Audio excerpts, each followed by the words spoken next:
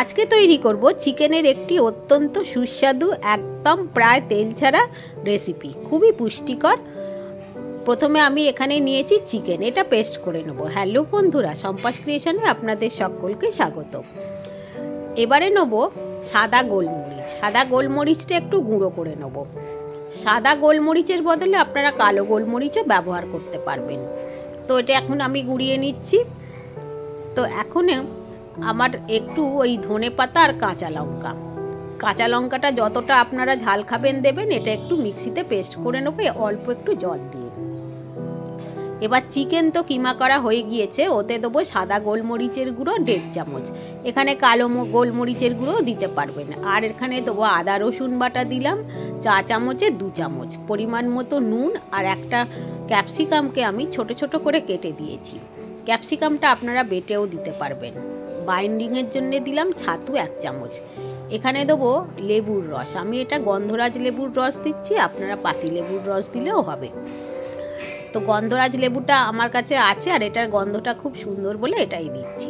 পাতি লেবুর রস দিলেও একই রকম হবে। তো এবারে আমি একটা বড় লেবুর 3টে টুকরো এখানে দিয়েছি।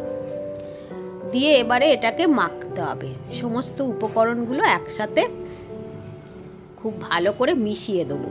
দিয়ে এটাকে একটু রাখতে হবে, মানে সমস্ত উপকরণগুলো একসাথে আমি এখন মিশিয়ে দিচ্ছি। এবারে এইটা ভালো করে হাত দিয়েই মাখতে হবে, চামচ করে ভালো করে হবে না। হাত ছাড়া কোনো জিনিসই ভালো হয় না মাখা টাকার ব্যাপারে।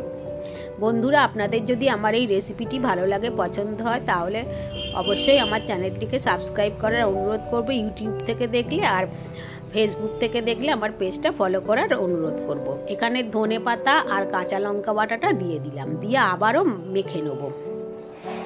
একটা লাইক আর কমেন্ট করে দিলে খুব ভালো লাগবে। বেল আইকনটা প্রেস করে রাখলে আমার আপলোড করা ভিডিওর সমস্ত নোটিফিকেশন আপনারা পেয়ে যাবেন।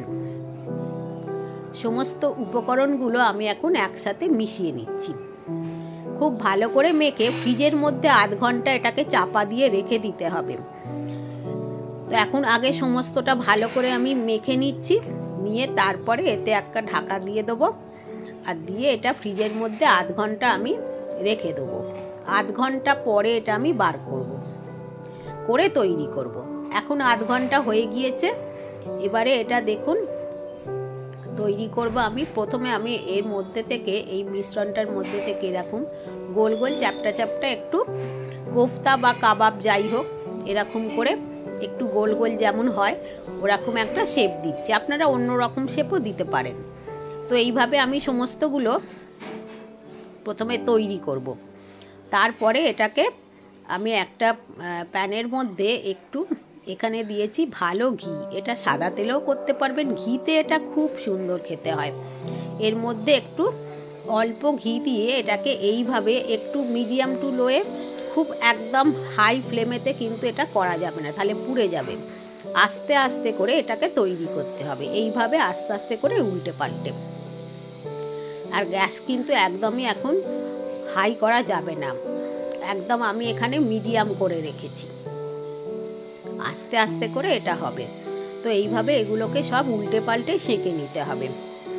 তো এখন দেখুন আমি এইভাবে এগুলোকে সব উল্টে পাল্টে সেঁকে নিচ্ছি। এটা অত্যন্ত সুস্বাদু হয়, টিফিনে দিতে পারেন বা যে কোনো সময় এটা রুটি, লুচি, পরোটা সব কিছুর সাথেই খুবই ভালো লাগে, বা স্টার্টার হিসাবে এটা তো দুর্দান্ত যায়।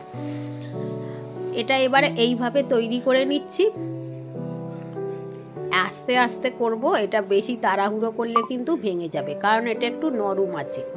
এইভাবে আমি সমস্তগুলো তৈরি করে নিয়েছি। এবার এগুলো সার্ভ করে দেবো। এগুলো আপনারা যে কোনো রকম সসের সাথে খেতে খুবই ভালো লাগবে।